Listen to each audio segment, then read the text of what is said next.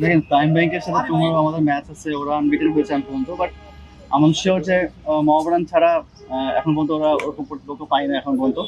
তো তারা আমাদের সাথে ফেস করবে। আমরাও লাস্ট ইয়ার চ্যাম্পিয়ন ছিলাম, আমরা কিন্তু দুটা ম্যাচ কাটালো করার জন্য আমরা পিছিয়ে পড়েছি, যে ছোট ম্যাচ, ছোট ওভারে খেলা ছিল।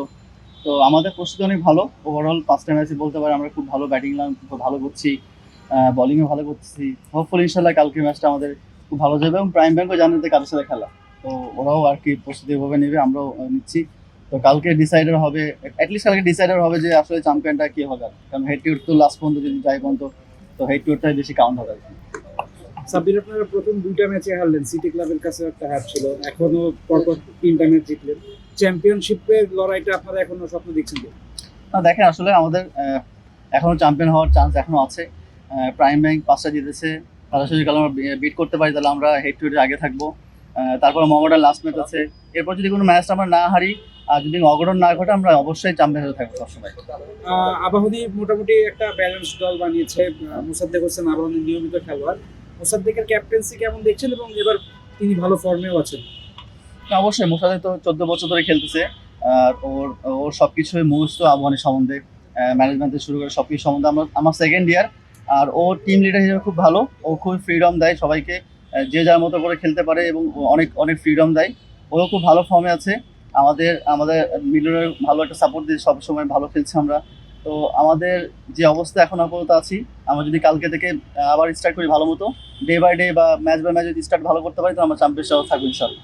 সাব্বির, আপনি বিসিএলেও ভালো করেছিলেন, এবার ডিপিএলেও ভালো করছেন, লাস্ট ম্যাচটাও দলকে জেতালেন, কনসিস্টেন্টলি মোটামুটি রান করছেন। এখন ক্যারিয়ারটা মানে একটু আবার ট্র্যাকে ফিরে এসেছে কিনা, বা কি চেঞ্জ করলেন নিয়মিত রান করছেন?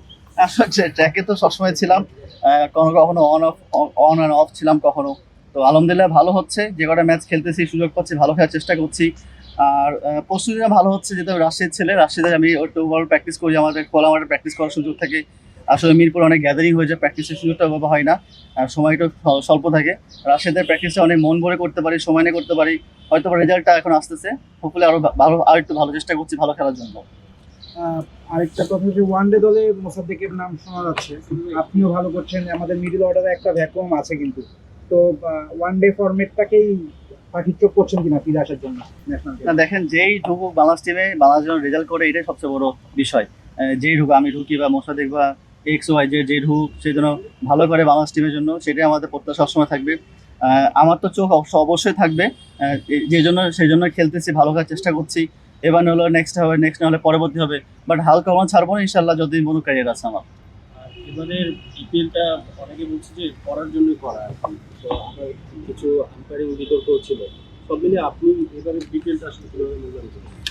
না দেখেন, ঢাকা প্রিমিয়ার লিগ সবচেয়ে বড় টুর্নামেন্ট বাংলাদেশের, এরপরে বিপিএল হয়। যদি ঢাকা প্রিমিয়ার যদি ম্যাচ নাই হয়, তাহলে আসলে অনেক ক্রিকেট প্লেয়ার যারা আছে নিচু নিচে লেভেলে, তারা টাকাটা পায় না, বা একটু পারিবারিক সমস্যা হয়। বাট আমার কাছে মনে হয় ঢাকা প্রিমিয়ার লিগ হওয়া সবসময় উচিত। এবার না হলেও আমার কাছে মনে হয় যে এই বছরটা মিস হতো, বাট তামিম ভাইয়ের কারণে হওয়া। এবং আলহামদুলিল্লাহ আমরা খুবই প্লিজ যে টুর্নামেন্টটা হচ্ছে। এটা যে যেমনই হোক না কেন, টুর্নামেন্টটা হওয়াটা ইম্পর্টেন্ট।